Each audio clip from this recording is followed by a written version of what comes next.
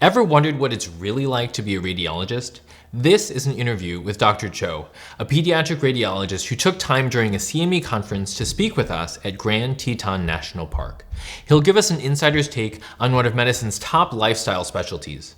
We'll talk real salary numbers for academics versus private practice, whether the lifestyle hype is justified for radiology, and career advice that could save you from choosing the wrong job in any specialty. Plus, we'll address the burning question, will AI replace radiologists? Let's dive in. All right, welcome back everyone. So I am Alec Palmerton and this is Dr. Cho. So we are blessed to have someone who is a pediatric radiologist who works in academics. And so what we're doing is we're trying something different. We are here in the beautiful Teton National Park.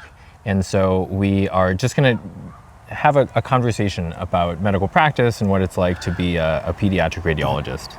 So Dr. Cho, thank you for coming. Oh, pleasure. So how did you choose radiology? Yeah, I chose radiology because I really love the field. Mm-hmm. You know, that's really the bottom line. But the reason why I loved radiology is because it was very comprehensive. You know, the diseases and pathologies that I was seeing was basically from head to toe. You know, both neuro, cardiovascular, pulmonary, GI, GU, musculoskeletal, you know, infectious disease, oncology, you name it. Radiology is involved in all aspects of, you know, practice, medicine.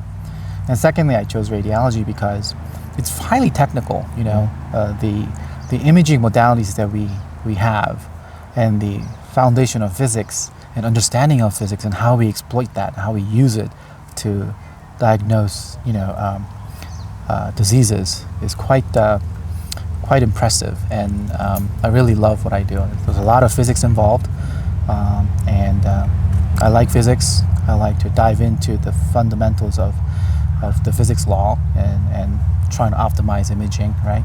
So those are the things that I really like about radiology, and ultimately why I chose radiology, and I love it. So it sounds like from a career standpoint, radiology, I think that there's, as an outsider, I think there's sort of this view that radiology is like very, very, very specific.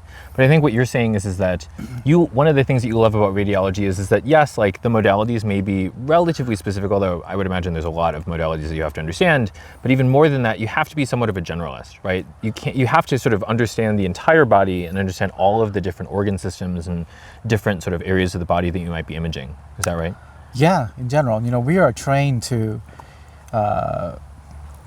be certified as a general radiologist. Mm-hmm. So that alone is sufficient to get yourself a job, right? But I, in particular, have self-specialized in pediatric radiology, and to dive even further, you know, I have subspecialty interest in GU imaging and musculoskeletal imaging in pediatrics. Oh, wow. Right? So it's really up to an individual as to how far they want to dive into that unique niche of practice.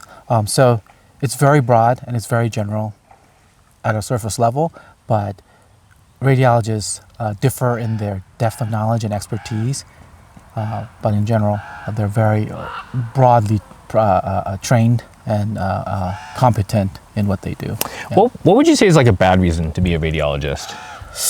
I can't think of a really, honestly, I really can't think of a good reason. I mean, for example, people are drawn, like some people are drawn to radiology because of blank, right? Like some people are drawn to radiology because they think that, oh, we're just gonna make a lot of money, or we're gonna, you know, it's like, what would be sort of, you know? Yeah, good question. I think if you are a clinician looking for, you know, really this very deep building a relationship with your patients, I think radiology might not be the area of professional for you. Because most of us, yes, I do see patients, I do interact with patients and the parents or caregivers, but not on a daily basis. You know, most of my practice revolves around sitting in front of multiple monitors, using a very powerful computer, generating, looking at images and rendering my impressions or opinions or diagnoses, right? So most of my practice is between my peers, my co-radiologists, between our technologists who work kind of at the front line to acquire the images, and also other subspecialty clinicians or physicians, right? So surgeons of all subspecialties, neurosurgeons, urologists, orthopedic surgeons. We talk to them directly. We don't really talk to the clinicians directly for the most part. But there are specialties, subspecialties in radiology where they do work closely with patients, such as interventional radiology, right? Yeah, but you have to be an interventional radiologist who practice mostly that to really have that opportunity with patient interaction. So. Interesting. So it sounds like there's, I think when I was looking at specialties when I was a medical student, they described the different kinds of specialties as like there's the patient's doctor, and then there's like the doctor's doctor. Sounds like for the most part, radiologists are like doctors, sort of like pathologists, sort of like, where most of your interactions tend to be with other healthcare professionals as opposed to directly facing patients, unless it's something like interventional radiology. Is that fair? Yeah, I think that's a very nice way to look at radiology in general. Okay. Yeah, no, that makes a lot of sense. Yeah. And so talk to me about, so we're here in part because we're friends from back in, residency days. Back in Boston. And so, you have the opportunity to do a CME basically training, right? So Can you talk to us about like, what's it like? Because obviously you need to, continue your training afterwards. So like, talk to me about that. So CME is a continuing medical education basically. And we go to, every year, various parts of the country, there are various CME opportunities. We go to them to, be further educated, build network, ask questions to some of the national and international experts about the questions that we have, and all in all to bolster our knowledge and also to improve patient care. Yeah, so it's even as doctors, you still are always trying to expand your knowledge base, and so you have the opportunity to train further with CME.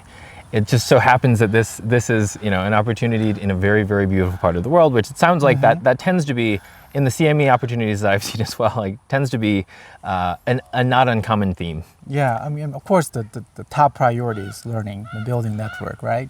There's no question about that. But we do tend to allow ourselves to enjoy the beautiful scenery or various parts of the world or cities. So that's one thing to look forward to as well. But we are very diligent at our studies. Yeah, totally. And so just to clarify for the audience, so Dr. Cho was going to classes and in the seminars in the morning, and typically the way that these CME conferences are laid out is that in the morning they'll have these sort of conferences, and in the afternoon they'll have more of like free time. And so we're just taking advantage of the fact that there is this sort of free time and seeing this beautiful part of the country. Yeah. So talk to me about like lifestyle. So one of the things that I think a lot of medical students are really interested in and trainees, both I would imagine radiology residents, as well as medical students who are considering radiology among other specialties, is like, what's it like as, in terms of like lifestyle for a radiologist? Where would you rate radiology relative to sort of the other specialties?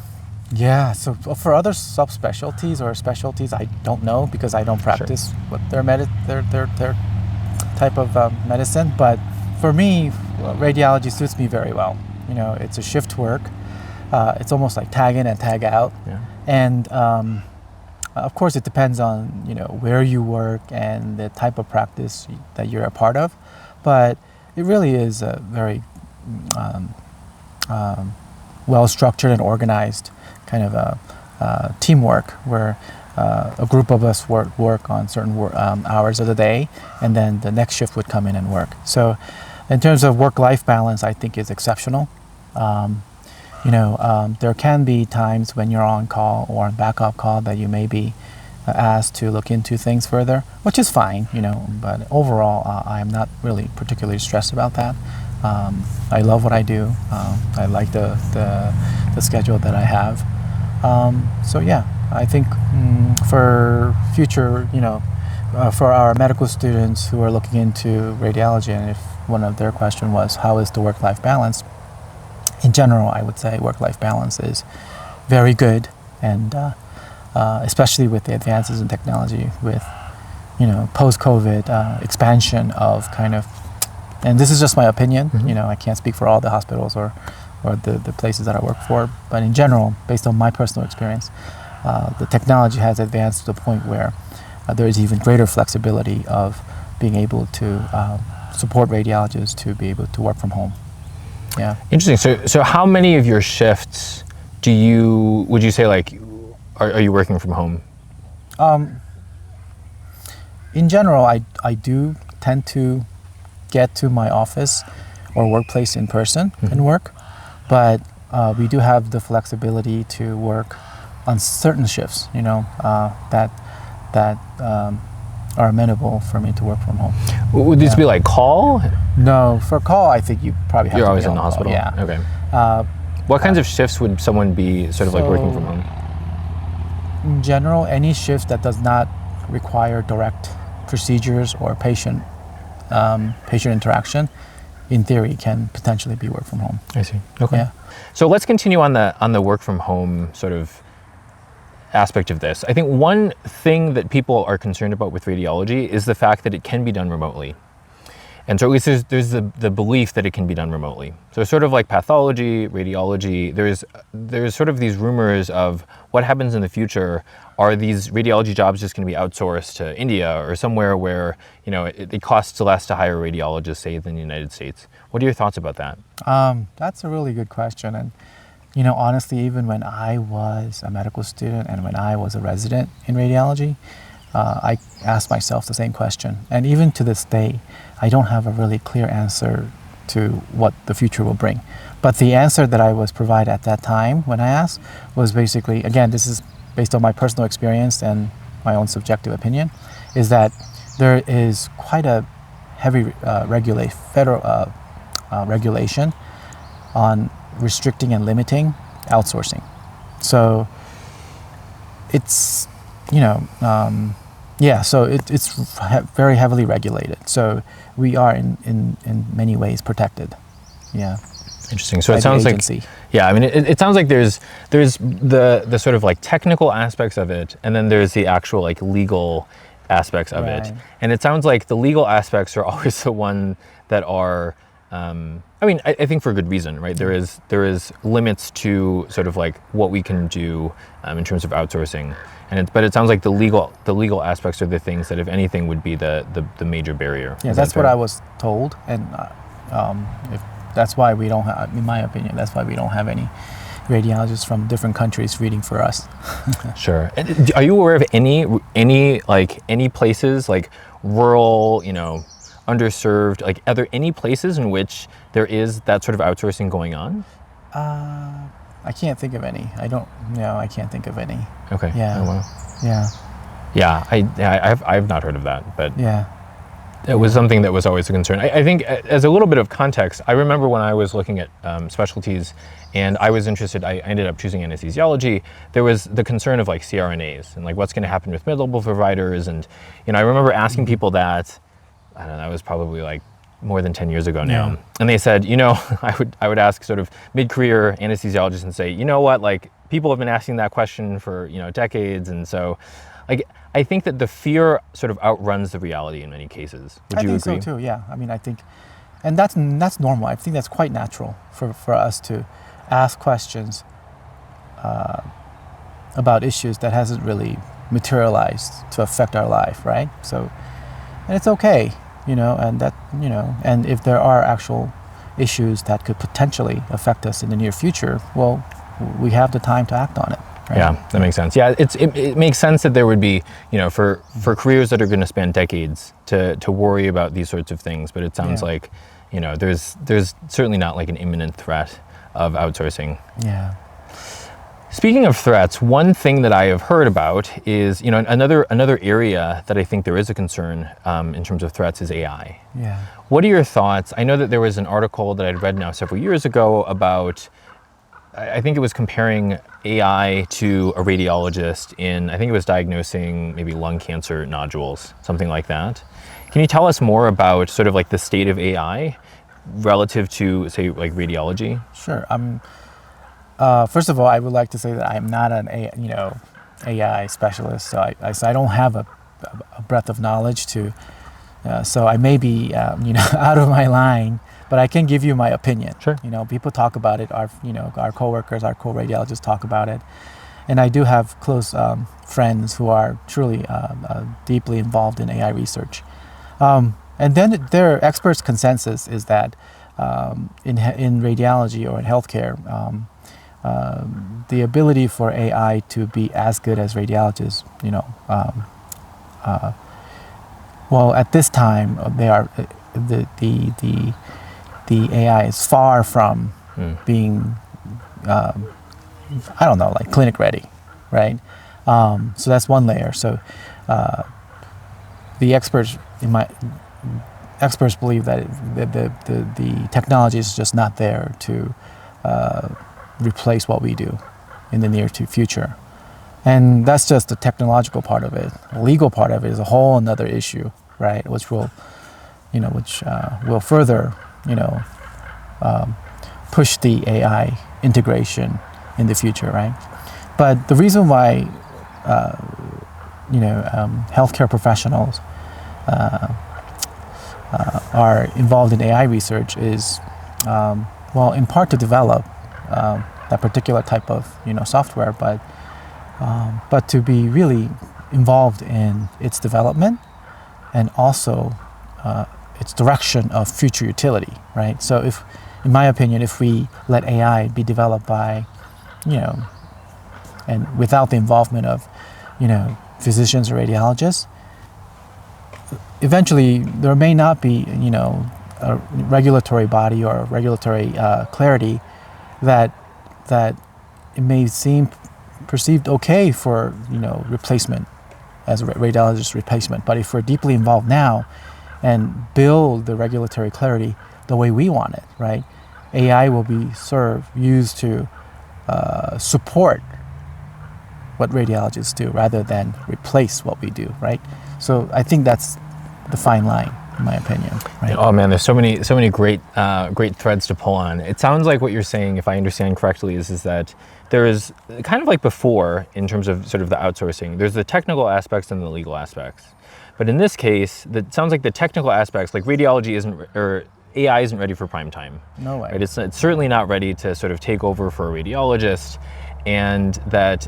But even if it were, right, even if it gets to the point of being able to, say, match a radiologist, let's say in, the very distant future, there's also the regulatory sort of aspects of it. How we use that technology, right, and we are providing that answer.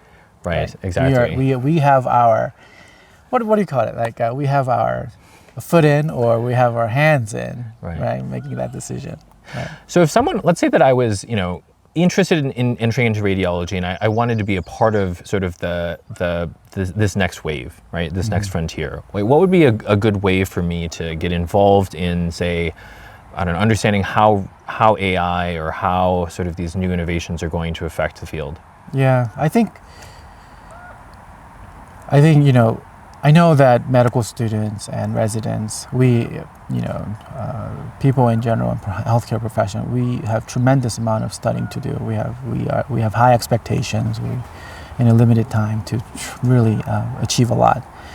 But in my opinion, we are in the next decade or two are entering into a new era where technology itself is going to be vastly more advanced than what we have encountered before, and especially in healthcare, right?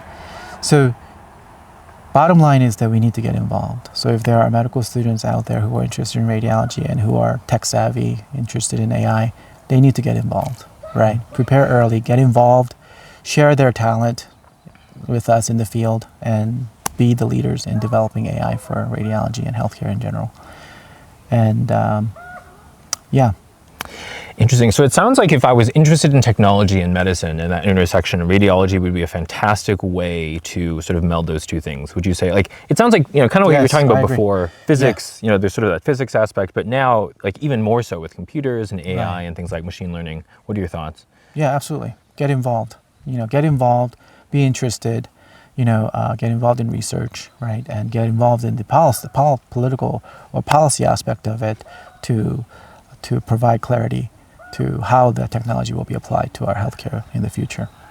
That is absolutely important. Interesting. Okay, well, so if you have an interest in technology, it sounds like radiology would be a fantastic potential fit. I think there's also a great business potential as well. Talk to me more about that. I'm not an entrepreneur, but I think if the AI is going to be, utilized in healthcare and radiology, I think, and there, if you start AI research and develop a niche in AI application in healthcare, I think there's a great opportunity for that, right?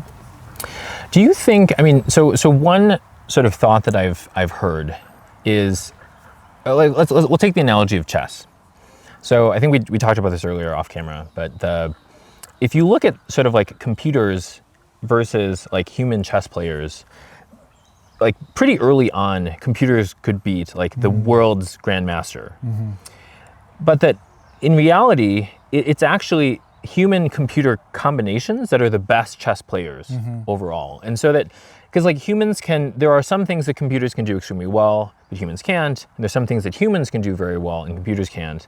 And it's sort of a false dichotomy to say, oh, okay, is it going to be AI or is it going to be a radiologist, right?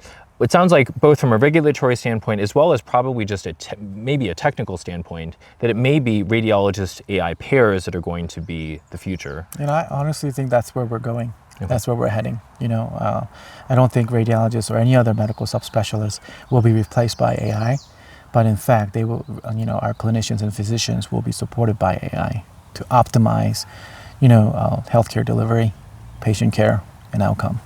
Yeah. I heard a quote recently. It was in the Wall Street Journal. It's actually a good friend of mine who has an AI training academy, but he had said that it's probably not AI that's going to. It's for programmers. It's for training programmers in AI, and he was basically saying it's not going to be AI that's going to replace the programmer. It's going to be a programmer who knows AI that's going to replace another programmer.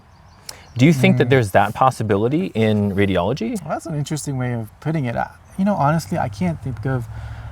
Yeah, in general, again, I'm not an expert. I don't know how to program, but that seems pretty natural, right? That seems pretty reasonable that in the future, you will need to know AI, right? And to say that you know computer programming, in a way, right? And how it is applied to what people do in their professional careers.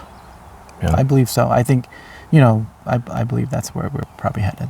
Okay. Yeah. So let's talk a little bit more about, so we're in this beautiful, beautiful area. You get, so let's talk lifestyle. So you mentioned how many vacation weeks would a typical academic radiologist have in a year?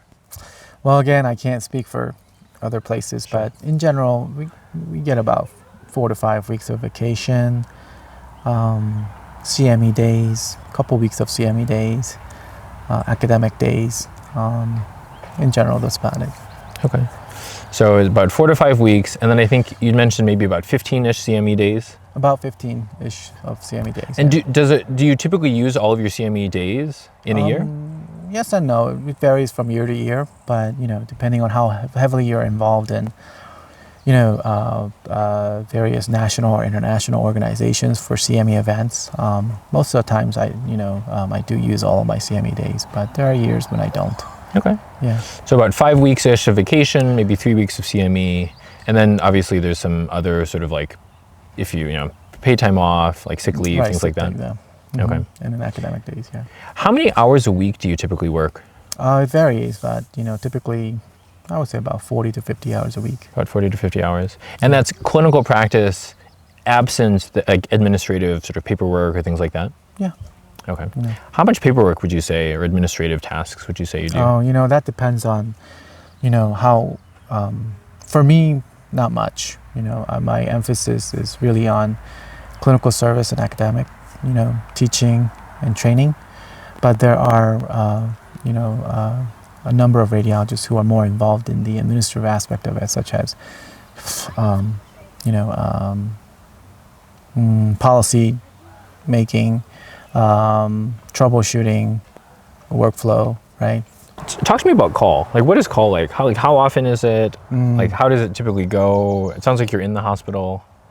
Yeah, so I wouldn't call it call. I would like to just call it a, shift work. Okay. Of course, it depends on, what the working dynamics is for that particular practice. For me, there is really no, at least the line of work that I do, there is no overnight work, basically, Back in the days, we were on what we call backup call, where we would carry the pager and answer pagers if need be overnight. But our practice has revised our scheduling so that we work until late into the evening on certain days, but after that, there's actually an in-house overnight radiologist to serve that role as the go-to radiologist for clinicians to ask questions. And so are they just like the night, like Basically they just night have shift. night shifts? Yeah. And is that like, that's just like they're hired for that role? Yep. Oh wow. That is their clinical duty. Kind of like a night float hospitalist. Yeah. Like they're just hired on. Yep. They just work at nights. Yep. Interesting. Okay. Yeah. So it sounds like nice for the daytime radiologist, so that you don't have to. So we work hard during the day, Yeah. and then our night radiologists work hard during night. Yeah, no, that sounds great. And so what would be like for an academic radiologist? Like what's sort of a reasonable expectation of salary? Again, it depends. So salary, I think, depends on which region of the country you're looking for a job, and each individual hospital has their own, way of developing what they think is an appropriate compensation. So, but in general, from what I've seen so far, academic radiologists and pediatric radiology can vary anywhere from, I would say, high 200s to, low 500s. Okay, so like maybe 300,000 to 500,000 ish. Yeah. Maybe averaging around 4-ish. Yeah. Depending on the region. Yeah. Would you say? I mean, we both trained in Boston, so is that considered like one of the lower compensating regions? Well, according to the numbers that I've seen, yeah, I think Northeast tends to be kind of lower on the side. Yeah. And what are the higher paying sort of regions? Midwest. Midwest. Midwest. From what I've seen, seems to provide the most amount of compensation. I see. And we're talking like apples to apples, like in terms of jobs, like similar hours, maybe like 8-ish weeks of non-clinical time split between like vacation and CME. Yeah. About 40 to 50 hours of clinical work per week. Is that obviously every job is going to vary. I think that like what people are interested in, like I think as a medical student, I remember thinking like, I just want to hear from one person, like what, like just specific ranges or like just specific ideas. Like I just want to be able to hear like a specific job. Yeah. Because you can see averages on like Medscape and things like that, but it's like that's just like a number from a survey. Yeah, and we do look at it's not widely distributed. Yeah. But we do look at the national surveys of salaries.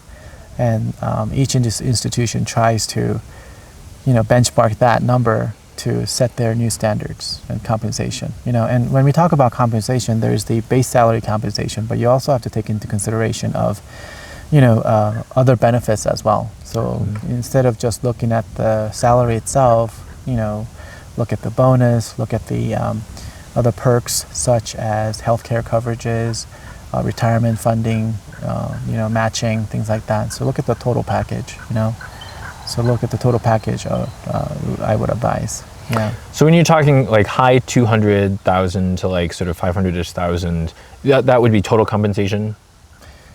So including like benefits? It gets complicated when we do look at other things, but yeah, in general, I would say. Yeah, thereabouts. Yeah, I think if you could include the benefits or other benefits, you have to, of course it goes up, yeah.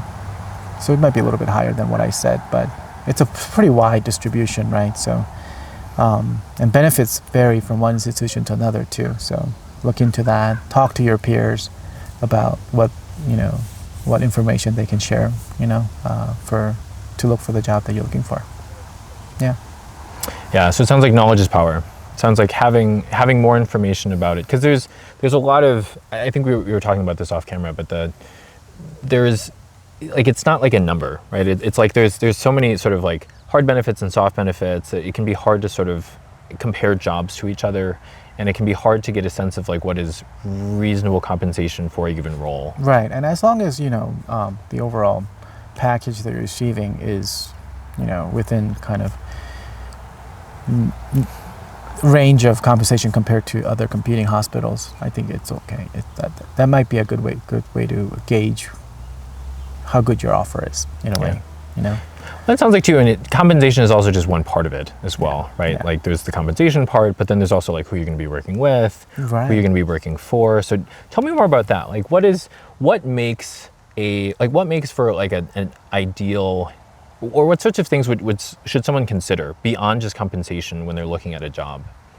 Well, I think you kind of hit the nail on the head on that. I think who you work for. You work for your co-radiologist. You work for your hospital administrators. You work for your patients. But if the hospital administration is willing to listen to our concerns and willing to act on to bring changes for the better, that is a huge plus. I'm not saying hospitals don't. I think in all hospitals strive to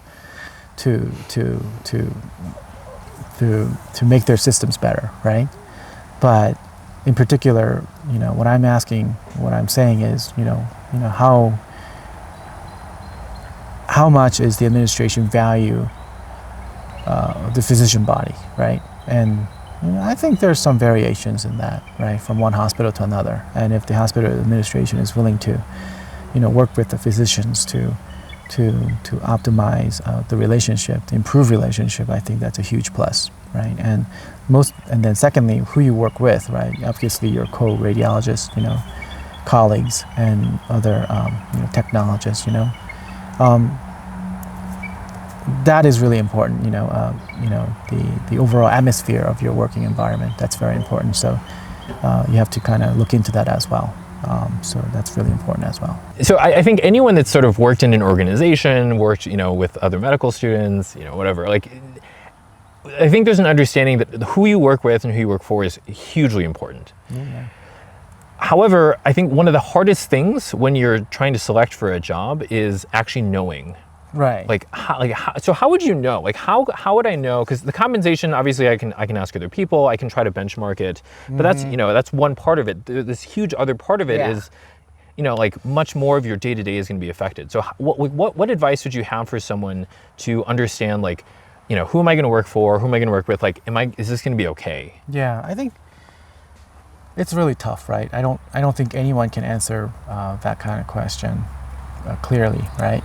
But I think if there's one question that one should seriously consider asking how many radiologists have come and gone in the past several years, right? I think that question alone will help answer the concerns a lot. Because, apart from regular retirement of a radiologist, right? If radiologists have come and left in the past several years and there hasn't really been a growth in that, growth in the number of radiologists, and they're constantly hiring someone to replace that spot, you have to wonder why, right? Whatever the reason might be, you have to wonder why radiologists won't stay in that position, right? And there could be many reasons, and but bottom line is, they may not be as happy as as they thought they would be, right? And the gauge, happiness can be gauged in various ways. The overall compensation, they may not be happy with who they work for. They may not be happy with who they work with, whatever the reason may be, right? So that's, ask to see how many people have come and gone, I think would be a good advice. Interesting. Yeah. So that's hugely useful. So and it sounds like that wouldn't be just for radiologists, right? It sounds like Yeah. for any sort of job in the future, Yeah, absolutely. this is like the red flag question of, what should we consider, like if you could know one thing about the sort of the gestalt of the job, it would be how many people are coming in and how many people are leaving that particular job. Right. And wouldn't it help you if you're looking for a job? No, that makes a lot of Right? sense. Yeah, no, that's Yeah. huge. No, that's Yeah. huge. Yeah. If it's a good job, people stay, in my opinion, right? I would stay too. Yeah, I love my job. I'm staying. Yeah, that's huge. That's huge. All right, I think so. We're going to wrap up this portion now. Thank you, Dr. Cho, for the wonderful advice and perspective. And yeah, we'll continue it on the next place.